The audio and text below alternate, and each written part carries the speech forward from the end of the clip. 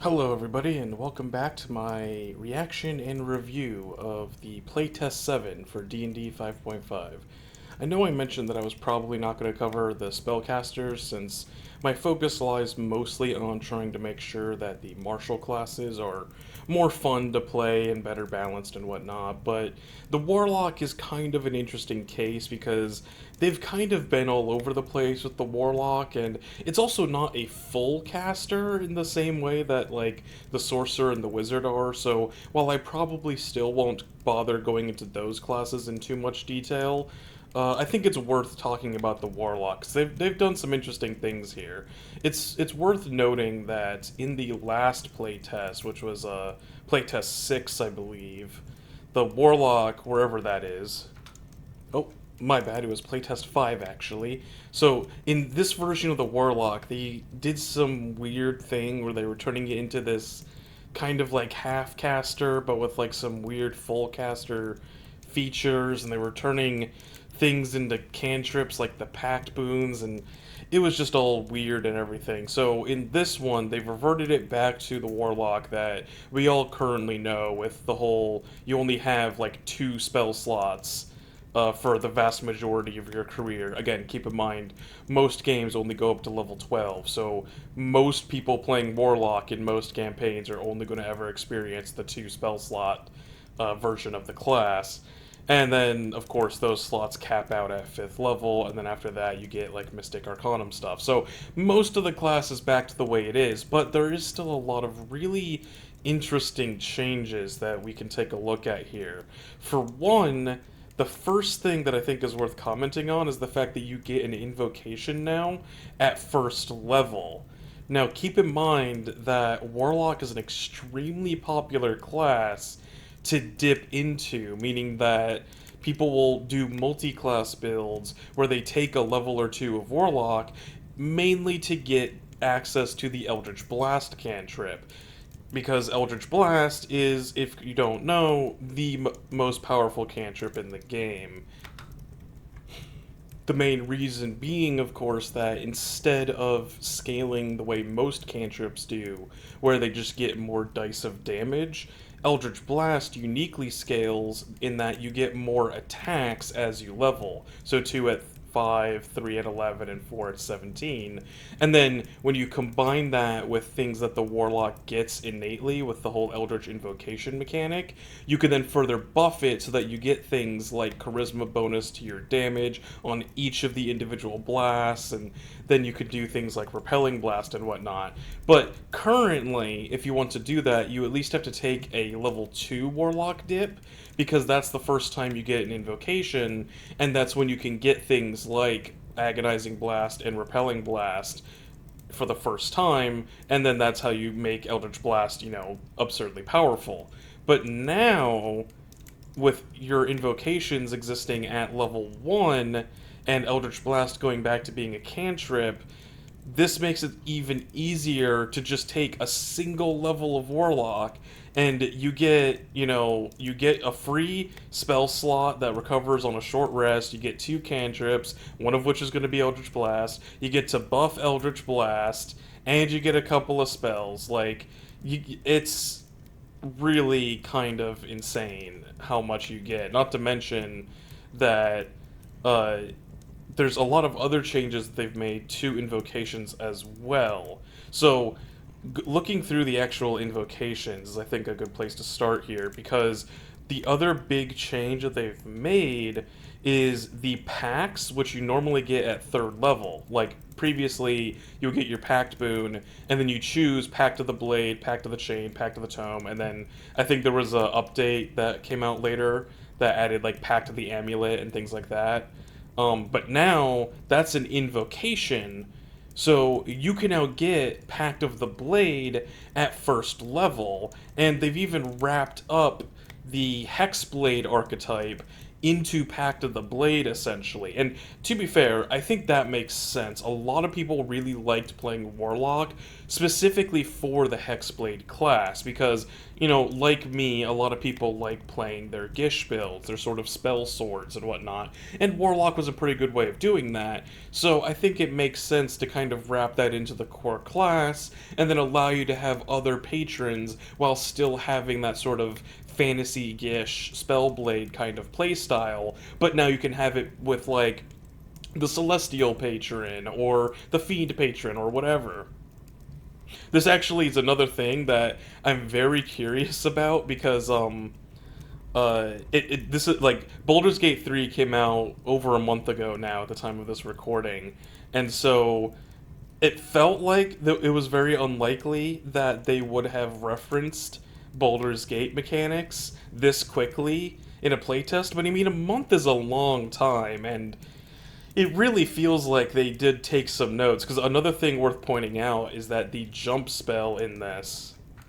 Yeah, here it is. So they've updated the jump spell to actually make it a good spell, and if you look at how it works, it now takes a bonus action, which is how jumping worked in Baldur's Gate, and now it's exactly how it works in Baldur's Gate in terms of jump distance, where that creature can jump up to 30 feet by spending 10 feet of its movement, which in turn doesn't actually cost an action, which actually makes jump possibly one of the best first level mobility spells.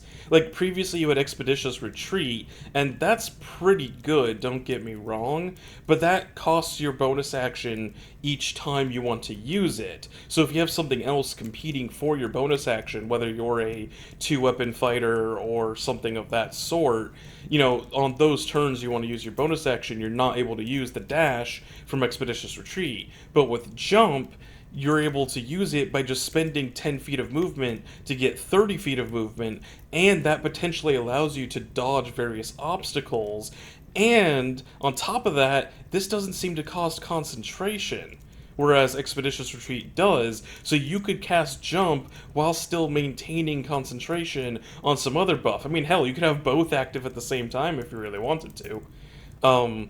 But yeah, so, I mean, obviously it doesn't scale very well because it's a fixed, like, the jump effectively gives you a fixed 20-foot movement speed buff, whereas Expeditious Retreat scales with your move speed, so if you take, like, the mobile feat. But yeah, so, point being, I think they're taking some notes from Baldur's Gate 3, which I personally think is a good one. By all means, check out my video where I talk about some of the changes that Baldur's Gate did that I would love to see in D&D 5.5.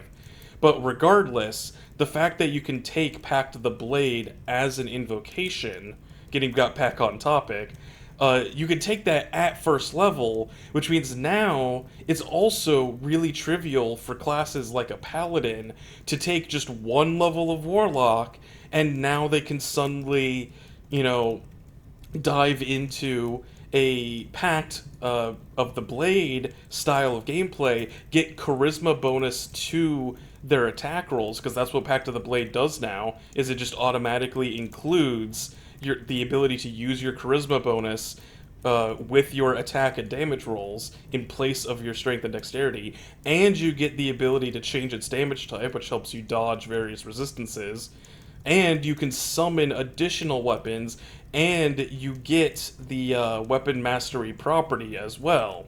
So Pact of the Blade is really strong now, and it's accessible at first level, so I feel like they're only making the classic meme about Warlocks being so common to dip into for, really powerful builds. It's just getting that much more insane.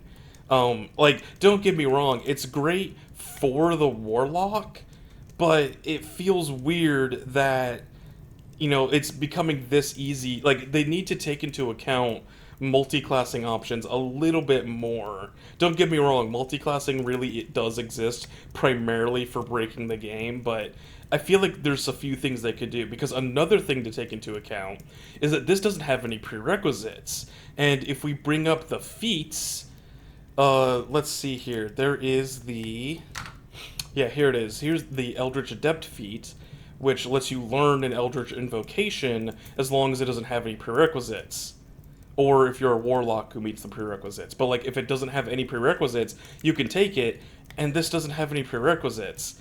So a paladin could take Pact of the Blade, get a free bonus to use their charisma modifier instead of their strength modifier, so that they can just put all of their points into charisma, and now they don't even have to touch Warlock to get that benefit, whereas previously they'd have to take a 3-level dip. So yeah, I feel like Warlock multi-classing options is just, it's getting rather kind of insane with the changes that they're making. I feel like at the very least, Pact of the Blade needs to have a prerequisite of being a first level Warlock, which sounds pointless, but like I said, it does make it excluded. It does exclude it from being an option in that feat. So I think that is a pretty good idea, because you really shouldn't be able to get that ability without at least taking one level in Warlock. And ideally, I think that they should maybe consider changing it to be like at maybe a level 2 or even level 3 Warlock prerequisite, so that that way you can't get it too easily.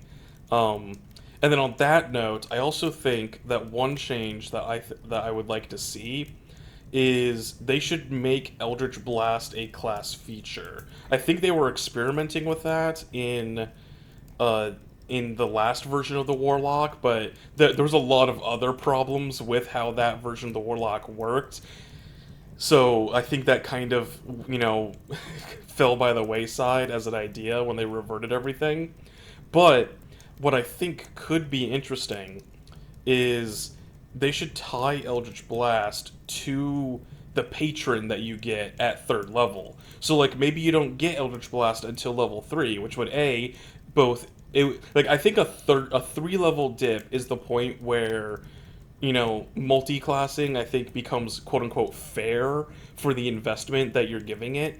Like I said previously, if a paladin wanted to get charisma to their attack and damage with their weapon, they would have to take a 3-level dip into Warlock.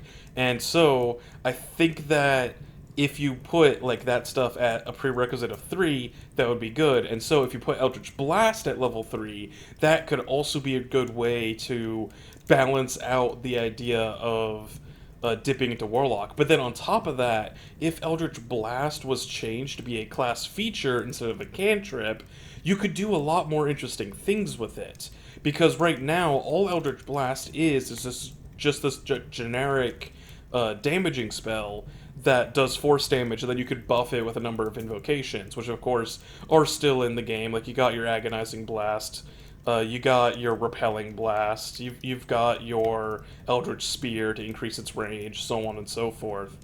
But if they tied it to your patron, what if the Eldritch Blast changed to suit the patron? So for example, if you were a Fiend Warlock, then maybe being a Fiend means that your Eldritch Blast does fire damage and has a chance to light people on fire. If you're a Celestial Warlock, maybe it does radiant damage, and when you hit people, you can grant somebody like temporary HP. If it's an Archfey Warlock, maybe it does, psychic damage or some kind of charm effect, or like has some kind of secondary thing. Maybe it teleports people, because the new Archfey is all about teleporting. So, and then that way you could also have it scale with Warlock levels rather than just as a cantrip would, which would make it so that now you can no longer just, become a Warlock slightly and then get a really good cantrip out of the deal. But anyways, I think it's also I think it's time I moved on and talked about the rest of the actual class. But I do think I know that was a pretty big tangent about multi-classing, but I think it's pretty important because that really is like the Warlock. So rarely do I think people actually bother taking the Warlock and actually playing a full Warlock. It feels like so many people only take Warlock levels to buff other classes. So like Warlock needs to move out of this niche where it is just the best class to buff other classes.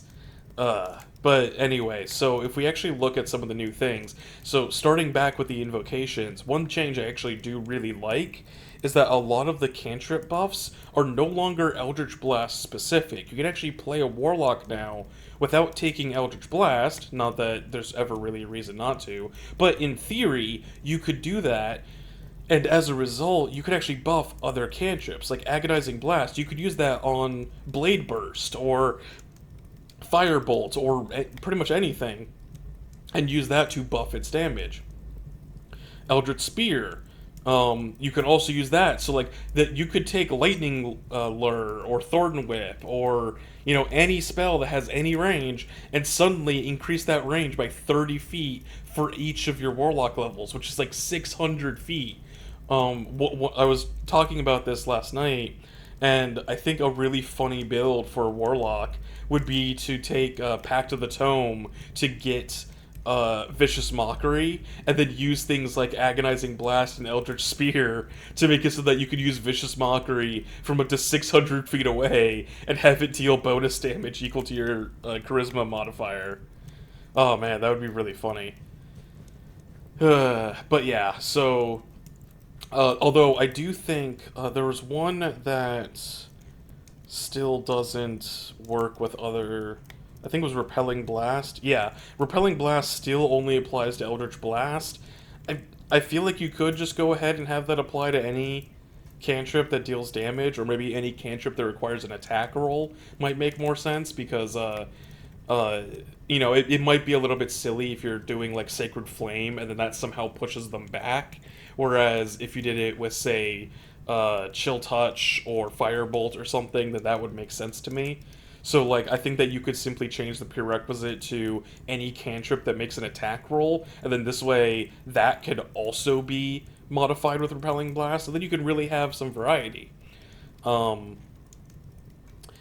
let's see here. Oh, so another thing that changing the packs to being invocations does is that it means that you can actually take multiple packs. So, like, for example, you can take Pact of the Blade and Pact of the Tome, and there's zero conflict there. I'm not necessarily saying that's a bad thing, and of course you can also do that with Pact of the Chain as well. And actually, where is that? Yeah, here it is, Pact of the Chain. Yeah, for some reason this one they put the level 2 Warlock prerequisite on it, and not any of the other ones, and I'm not sure why. Like, that feels like a good idea to put that level 2 prereq so that you can't get it at level 1. I mean, I guess it kind of makes sense for Pact of the Blade, because, like, if your goal with the Warlock is to try and play a Spellblade, a Gish-style class, you're going to want to do it from level 1, because otherwise you're basically worthless at level 1. But, I don't know, it just feels weird that there's zero prerequisites with it. But yeah, so it is interesting, though, that you can now mix and match packs, or even take all 3 of them if you want. So you can get a Familiar, you can get the Spellblade, and you can get the Tome, if you're willing to spend the invocations for it. And that also opens up a lot more prerequisites to you, because you can take the Thirsting Blade, and you can take, one of the, the Ritual one, the invocation that you need Pact of the Tome for. Like, there's a lot of, Gift of the Protectors, Eldritch Smite requires Pact of the Blade. Like, there's a lot of interesting things you could do now that you can take multiple packs, and I think that's honestly fine. Like, if you're willing to spend the invocations, that's cool. But one thing that really stands out to me is not Life Drinker, although Life Drinker is pretty good, I think, because Life Drinker, you get more damage with your packed weapon, and you can expend a hit dice to recover health while attacking. So, that's pretty good, in my opinion. But one thing that is kind of strange to me is Thirsting Blade here. So Thirsting Blade, traditionally, in the old Warlock, if I pull that up real quick, let's see here. Thirsting... Yeah, here it is. Yeah, Thirsting Blade. All it did is it gave you a second attack, which makes sense. You know, if you're going to invest in being a blade lock, you're going to want that second attack in order to keep up with the other martial classes. So that, because that's the thing, you basically are playing a martial class at that point with just a bit of spellcasting on the side. But Thirsting Blade now, it gives you the second attack, but then if we scroll over to the rest of it, when you reach level 11, you get 2 extra attacks. And I have very mixed feelings about this, because most martial classes only get 2 main base attacks. It's kind of absurd to me that of all the people, they gave the Warlock a 3rd weapon attack before the Barbarian and the Monk. Like, yes, the Monk has Flurry of Blows, I know that, but they have to spend key to use Flurry of Blows, and by default, you know, it's basically the equivalent of 2-weapon fighting, because you just get the single offhand attack, and then they just get 2 main hand attacks.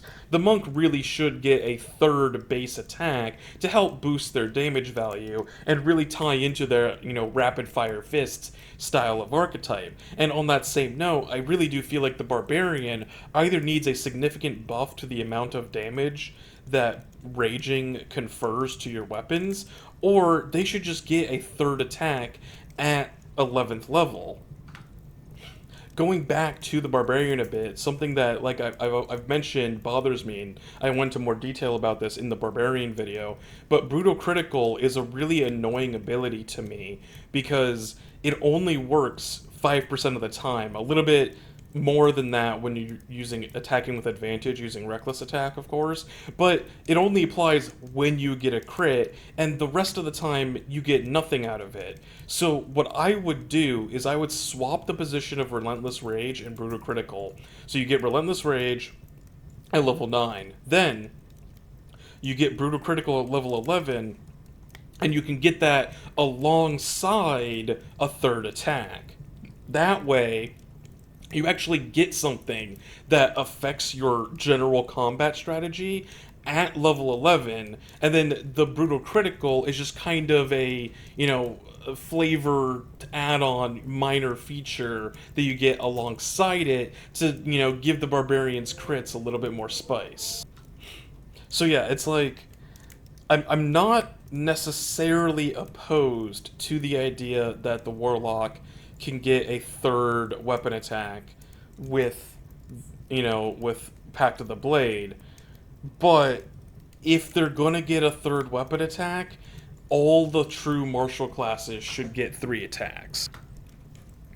Because, like, that's the other thing that annoys me about the way that attacks work with martial classes, is that because the default is that most classes only get 2, like the fighter is the exception, of course, but like the Barbarian, the Monk, you know, the Rogue only gets 1 for that matter, but they get 2 attacks, like the other martial classes, and then other classes that quote-unquote like dip into being martials, you know, like the Bladesinger Wizard, the Battlesmith Artificer, you know, the Paladin, the Ranger, like other classes that like have spell casting but then are also somewhat martial oriented, they also get 2 attacks. And like obviously they don't have the Rider feature of like Rage to really buff their damage an insane amount, at least not all of them, but it does seem rather silly to me that, you know, these classes get the same number of attacks as the classes that are fully dedicated to martial prowess,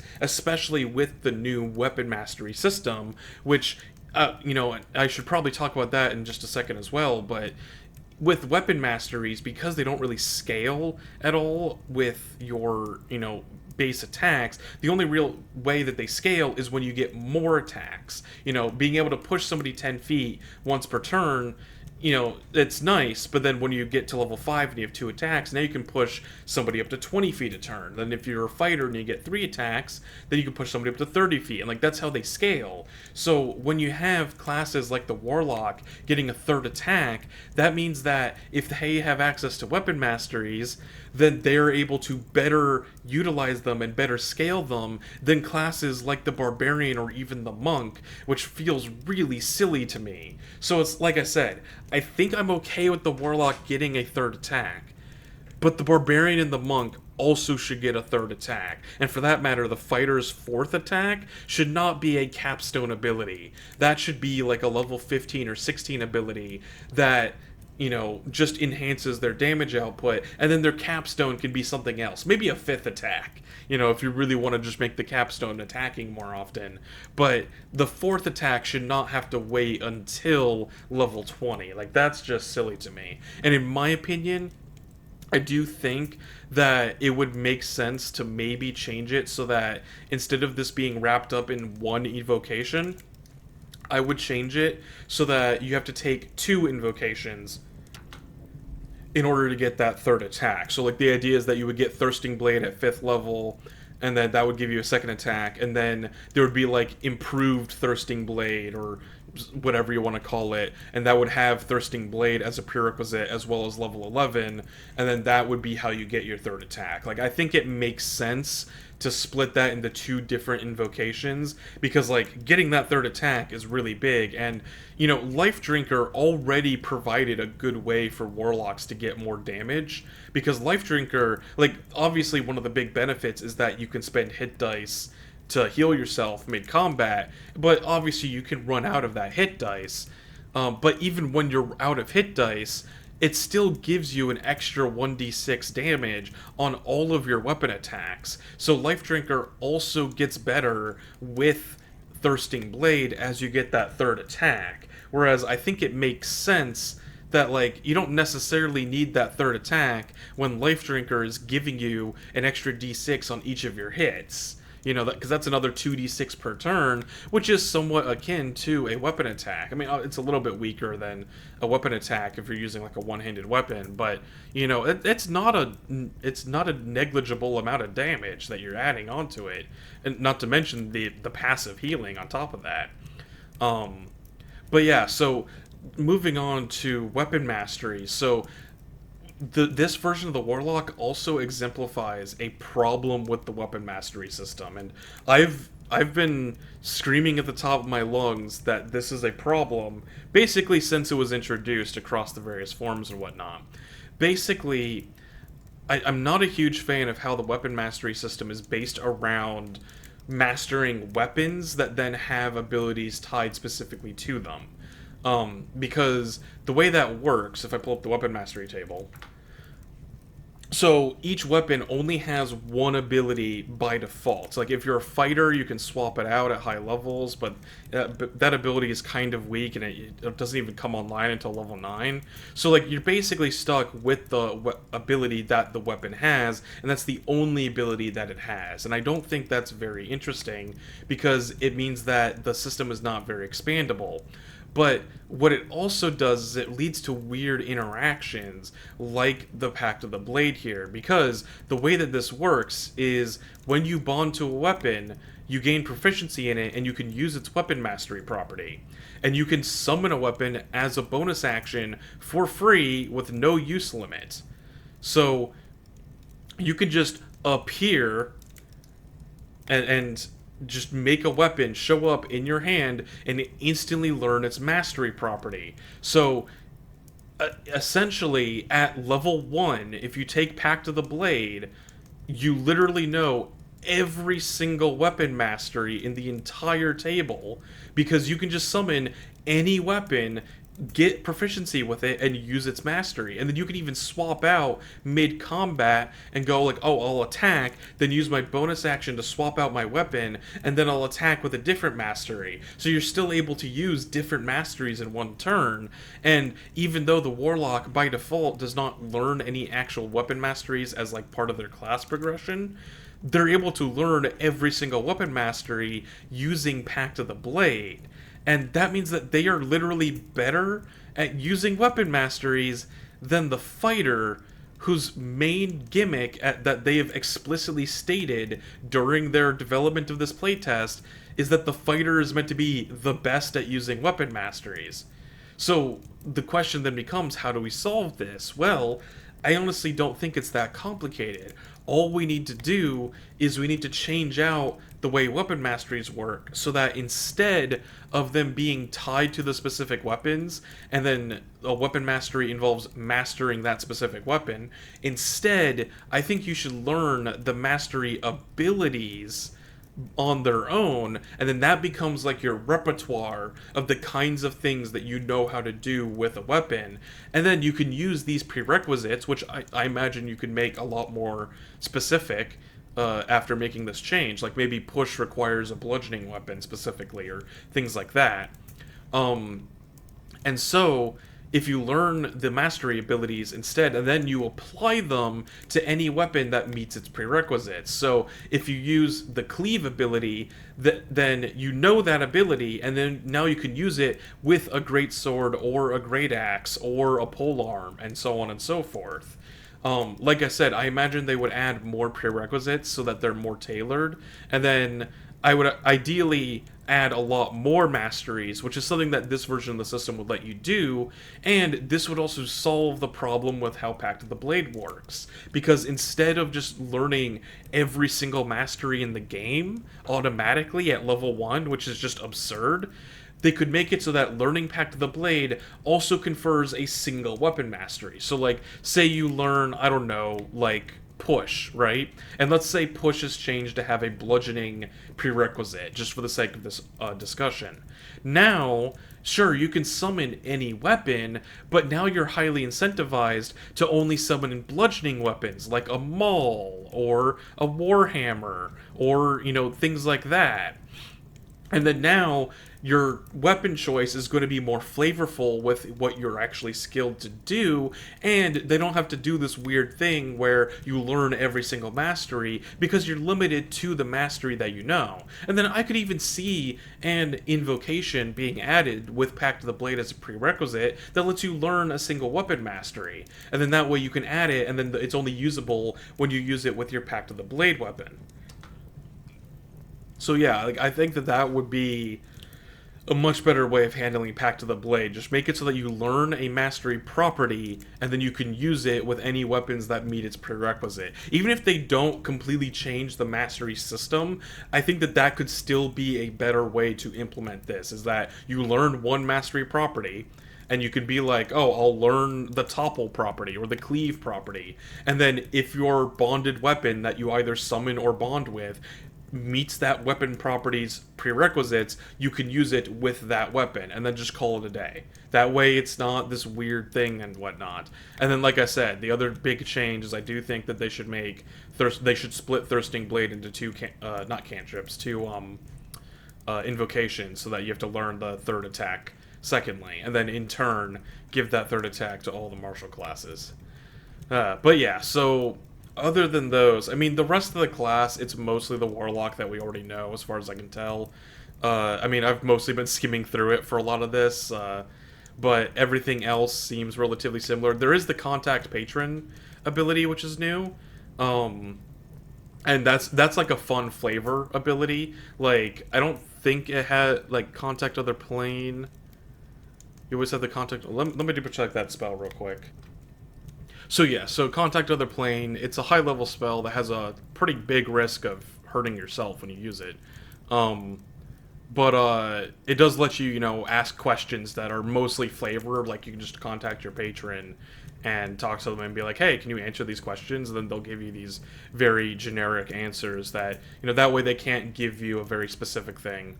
And the GM may instead offer a short phrase if necessary, that kind of thing. And I imagine a GM can play around with this, but that's mostly flavorful. Then Mystic Arcanum is just the way that they get up to 9th level spellcasting.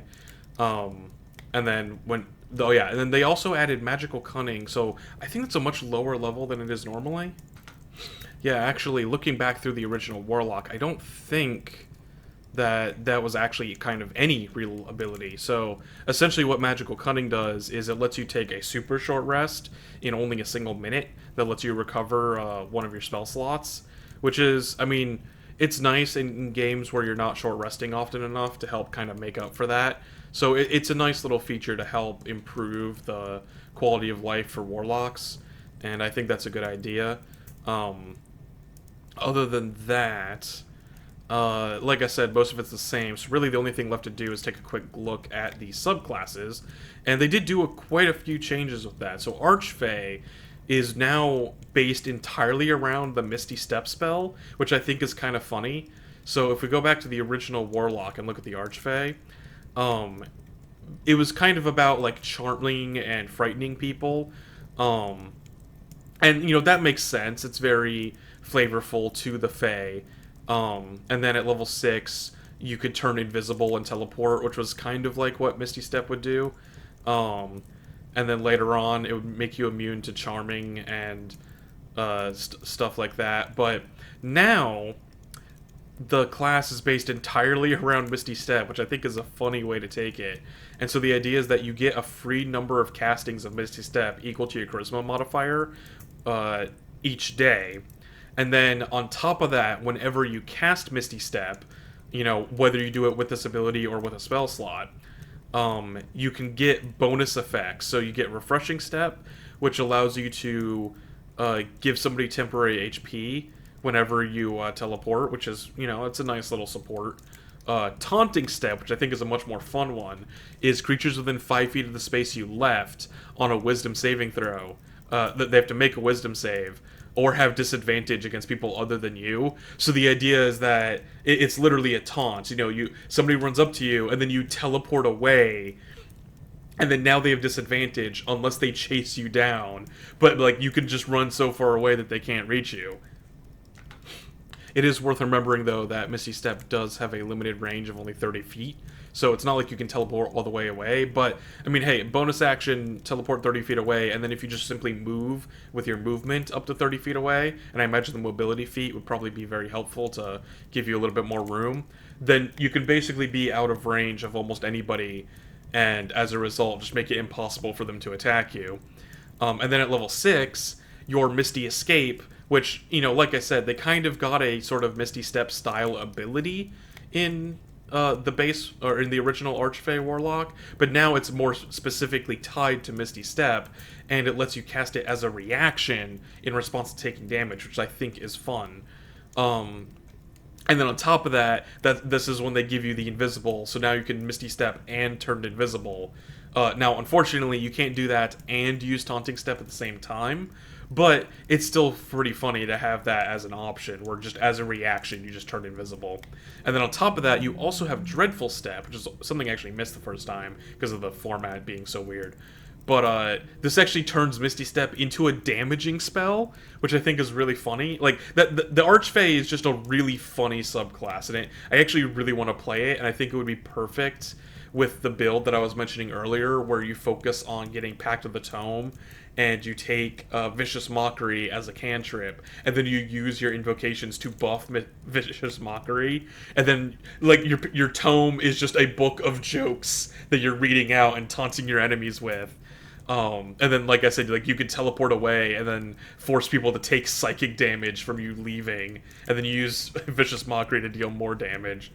But yeah, and then you have Beguiling Defenses at level 10, which is when you can use a reaction to reduce the damage, and then they have to make a saving throw, and if they fail, they take damage equal to the amount that you took.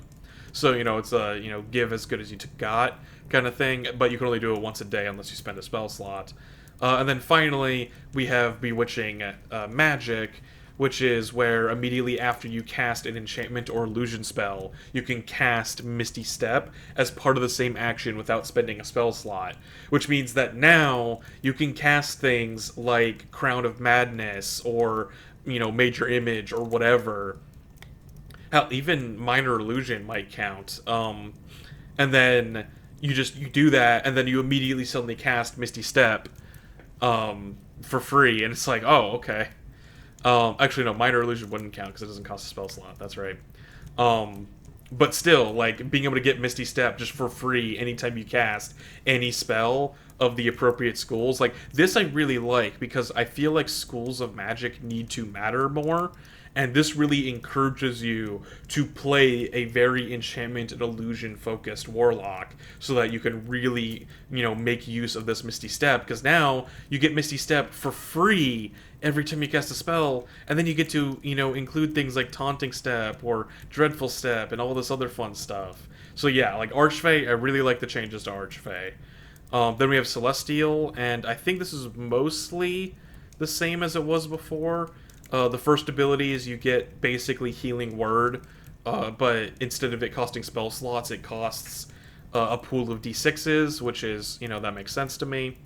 And then, bonus action heal at 60 feet, and then you can spend a bunch of dice to heal people, which is nice. Radiant Soul gives you resistance to radiant damage, and then gives you a bonus whenever you deal radiant or fire damage, which is cool. That also combos really well with the fact that Agonizing Blast can be used on spells other than Eldritch Blast now, because that means that you could double up and say get Sacred Flame and then upgrade it with Agonizing Blast, and then upgrade it again with Radiant Soul, and now suddenly Sacred Flame is dealing your Charisma modifier ×2 in addition to its base damage. So like that basically combos well with the new way that the invocations work. Then we have Celestial Resilience. And I think this is actually different from how it is in the old version. Actually, no, this is pretty much the same. These temporary hit points. Yeah. Whenever you finish... Oh, or use your Magical Cunning feature. That's new. So yeah, whenever you finish a short or long rest, or use Magical Cunning, which, like I said, is a 1-minute short rest, basically, you get temporary hit points, and it equals your Warlock level plus your Charisma mod, which is not a small amount of hit points. Like, at this point, that could be 15 temp HP. And you get to do it to up to 5 other people. I mean, they get less, but still. And then you have Searing Vengeance. Let's see here. And I think this is also the same, because this lets you whenever you make a death saving throw, you can spring to life, regaining hit points, and then hurting people around you, but you can only do it once per day, and I believe that's pretty much the same. So yeah, so Celestial pretty much as is, but I already really like the Celestial one just because, I like the idea of a warlock that doesn't necessarily have like a devilish or otherworldly patron, like some sort of weird pseudo cleric warlock. I think is a cool idea. And I don't really think there was a lot that was broken that needed fixing with Celestial, so I think that's fine. Fiend, this is the archetypical one. So I think there's not a ton of changes. Let's see here. Yeah, they're tying things into Magical Cunning more. Dark One's Blessing now works when someone else reduces an enemy. Oh, so that's interesting. So if we pull up the old Fiend, Dark One's Blessing, you get temporary HP when you reduce a hostile creature to 0 hit points. Now, Dark One's Blessing is whenever somebody within 10 feet of you dies, you get temporary points. I feel like that makes sense because that encourages a little bit more team play. It's kind of like that weird last hit mechanic in various MOBA games where, you have to wait and let other people get the kill in order to ensure that they get the benefit out of it. It's just like an awkward thing to play around, so I think this is just a really nice quality of life. Dark One's Own Luck is, I think, pretty much the same with just a little bit of errata to prevent abuse. Fiendish Resilience, you can choose one damage type other than Force. I think that's the same. And Hurl Through Hell, I think it does a little bit less damage. It's 8d10 now. Yeah, previously it was 10d10. But you can use it again with a level 5 spell slots. Yeah, whereas now, currently, this ability is, you can only use it once per day no matter what, but now you can use a level 5 spell slot to keep casting it, and keep in mind that you get your spell slots back on a short rest, and when you get here, level 14, you actually have, I think, 3 spell slots to work with, so, that's not nothing. Like, yeah, level 14, you get 3, and then soon you're going to get that 4th one, so being able to repeatedly cast that ability, I could understand why they toned it down just a little bit, to make up for the fact that you can cast it over and over. So that's cool. Then finally we have the Gulak, or the Great Old One. Um, so this one I think is actually pretty different. So Awakened Mind is very different than what it used to be. So if you pull up the old goo, over here, so Awakened Mind would just let you speak to somebody within 30 feet of you, but they can't speak back to you. They have to use, verbal communication in order to do that. Whereas now, you can, as a bonus action, you create a telepathic bond with the creature, and then you can speak telepathically with each other, so now it's a two-way connection, as long as you're within a number of miles equal to your charisma modifier. So, like, up to 5 miles away, you can maintain this telepathic communication. Now, to be fair, it only lasts for a few minutes.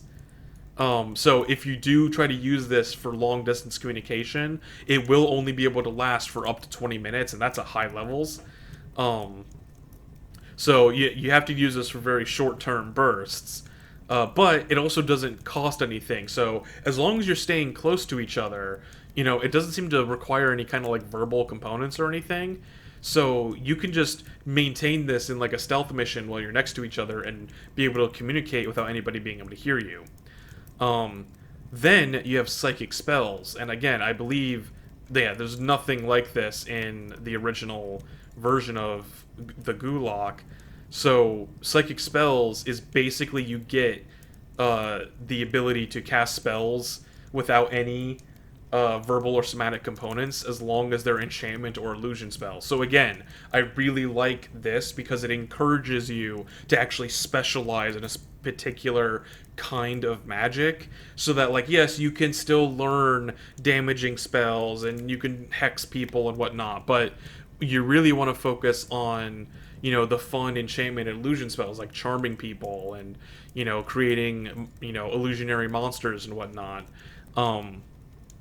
And this allows you to do that without raising any suspicion towards yourself, because maybe your arcane focus is something as mundane as a dice or a deck of cards or something, or maybe even your book, and then you're just flipping through pages in your book when all of a sudden people hear the sound of a lion roaring outside or a monster tearing at their door, and that you were in the room with them, that they know you couldn't have done anything about that. Like, this is just such a great flavorful ability that really encourages a certain type of gameplay. So it's just a really strong, I really like the way that this is written.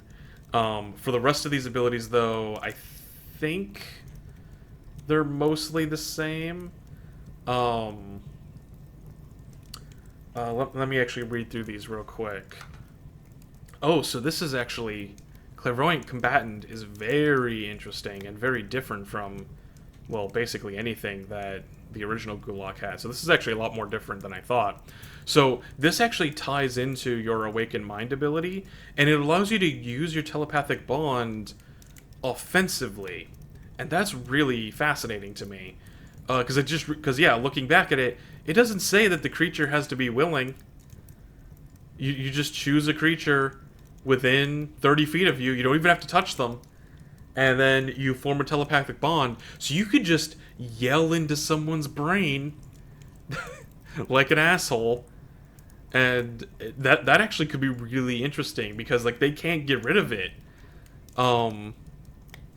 Like, even if they become incapacitated or something, like, it lasts until you choose to end it or it runs out of its duration. And now you can use it offensively to actually, like, do something mechanically, where you could force them to make a saving throw, and then they have disadvantage on attack rolls against you, and you have advantage on attack rolls against them, which I interpret as, like, you're sending, like, telepathic messages and battering their mind and whatnot and distracting them, which is how you're able to get this bonus. Now, of course, you can't use it again until you finish a short or long rest. So, it's a little bit more limited, but I do think that it is interesting that they included an offensive way to use that ability. Also, it does occur to me that I think the reason why they put the phrasing of this, of it being you have to use a spell slot of level 2 or higher in order to activate this ability, um, I realized that that is for multi-classing purposes. Because like I was like, why would that matter? Because Warlock spell slots always scale with your character level, not with or with your class level, rather than having individual spell slots. But if you're say dipping into Warlock and you took like Warlock 6 and then went Sorcerer, this way you wouldn't be able to use first level spell slots for this, and you wouldn't be able to use, you know, first level spell slots for Hurl Through Hell and stuff like that. So that makes sense as a way of making it more multi-class friendly. Now, if only they would maybe do that with you know, the Pact of the Blade stuff. Then we have Thought Shield, which you get at level 10, and this is a double ability, so I think this is mostly a flavor one where you have resistance to psychic damage. And it's like, this is that kind of ability where it's like, this is very niche. Like, oh, you can't, your mind can't be read, you have resistance to psychic damage, and when somebody deals psychic damage to you, they take the same amount. Like, how often is that actually going to come up unless you're playing a campaign that plays very specifically into that niche? So, like, this is the exact kind of ability I'm talking about where, like, this should not be the only thing you get that level. You should get something else, and lo and behold, you do. So now, you also get Hex, which is you always have the Hex spell prepared, and when you cast Hex, the target also has disadvantage on saving throws. Ooh, that is mean, because now you can cast Hex on somebody, target, oh, I don't know, maybe Wisdom, and then use your Clairvoyant Combatant ability on them to, oh, I mean, you have to do it next turn since this is a bonus action, and this is also a bonus action. But yeah, being able to Hex them, and then use Clairvoyant Combatants, make their Wisdom saving throw weaker, and now they're able to do that, and then you cast, you know, Crown of Madness or whatever, and then finally you have Create Thrall, and I think this might be finally similar to the original one, because Create Thrall, you can use your action to touch somebody, they become charmed by you, or until you use the feature again, and you can talk with them and whatnot. This one, you always... Oh, no, never mind. This is very different. You have the Summon Aberration spell prepared. When you cast the spell, you can modify it so that it doesn't require concentration. Ooh. If you do, the spell's duration becomes 1 minute, of course. In addition, the first time the aberration hits a creature under the effect of your Hex, deals extra psychic damage equal to the bonus damage of that spell. So yeah, so that's really interesting because now it's not tied to, like, taking over NPCs. You actually get to summon an NPC to help you, which I think makes sense because this way it's more tailored, it's more standardized between potential campaigns, because a lot of campaigns you may not be able to get away with using this ability, whereas now this feels like something that is a lot more universal, which I think makes sense. But yeah, so I think that's going to do it for Warlock. Like I said, the biggest things that I think need to be addressed are the potential multi-class abuse, that getting an invocation at level 1, it makes sense, but they really need to be careful about that and consider what people are going to do when they dip a Warlock level and are able to get that invocation so easily. They really need to get Pact of the Blade under control, and they really need to get Eldritch Blast under control. Like I said, I think all of those things, all those things should unlock at level 3, or at least level 2. And like I said, if Eldritch Blast could scale with Warlock level instead of class or character level, that would do a lot towards helping the class thrive on its own a lot more as well. Other than that, I think the subclasses are very flavorful. I'm glad they decided to go back to giving the Warlock its own unique kind of spellcasting, because I always thought that short rest-based spellcasting was more interesting and more... And in fact, I'd argue it's even more balanced than the long rest style of spellcasting, it's simply due to the way that most people play the game. But yeah, so like I said, I think that's going to do it for Warlock. I may do like a summary video with my thoughts as a whole, trying to condense all my criticisms into one slightly shorter than an hour video compared to this. So be sure to let me know if you want to see that in the future. And like I said, as usual, give me your thoughts down below on your thoughts on the Warlock and all the other classes that I've talked about in their respective videos. And if you want to leave me a subscribe, then that would be great. It helps out the channel a lot. I'm always looking to grow, and maybe one day I'll hit that 4-digit mark. So I'm looking forward to that. But until then, I guess I'll see you guys next time.